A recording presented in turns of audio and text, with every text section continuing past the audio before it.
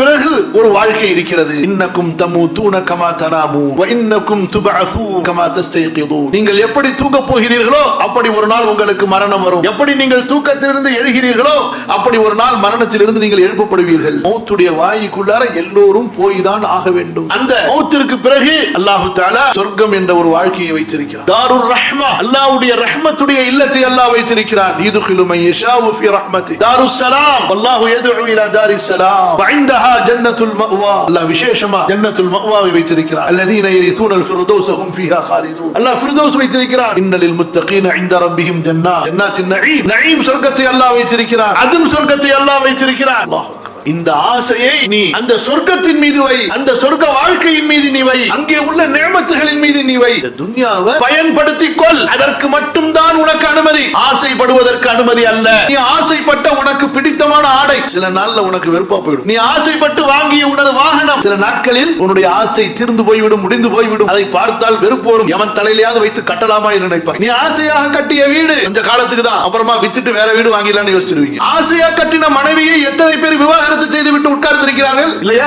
ஆசையாக கட்டிய கணவனிடமிருந்து எத்தனை பேர் குலா வாங்கிவிட்டு உட்கார்ந்திருக்கிறார்கள். இந்த உலகத்தில் மனிதன் எதை ஆசைப்படுகிறானோ அதன் மீது அவன் மோகம் வைத்து அல்லாஹ்வை மறந்து விட்டால் அதையே அல்லாஹ் அவனுக்கு எதிரியாக்கி, அதையே அவனுக்கு அல்லாஹ் தஆலா முசீபத்தாக சோதனையாக ஆக்கி விடுவான். இந்த கல்பு அல்லாஹ்வுக்காக இருக்க வேண்டும். இந்த கல்பில் இருக்கக்கூடிய ஆசை அல்லாஹ்வுக்காக இருக்க வேண்டும். அல்லாஹ் எதை ஆசைப்பட வேண்டும் என்று நமக்கு சொன்னானோ அதன் மீது ஆசைப்பட வேண்டும். அல்லாஹ் எதன் மீது ஆசைப்பட சொன்னார்? ஆசை அங்க வை. ஆசைக்கு பின்னால் சென்றால் பைத்தியமாகி விடுவான்.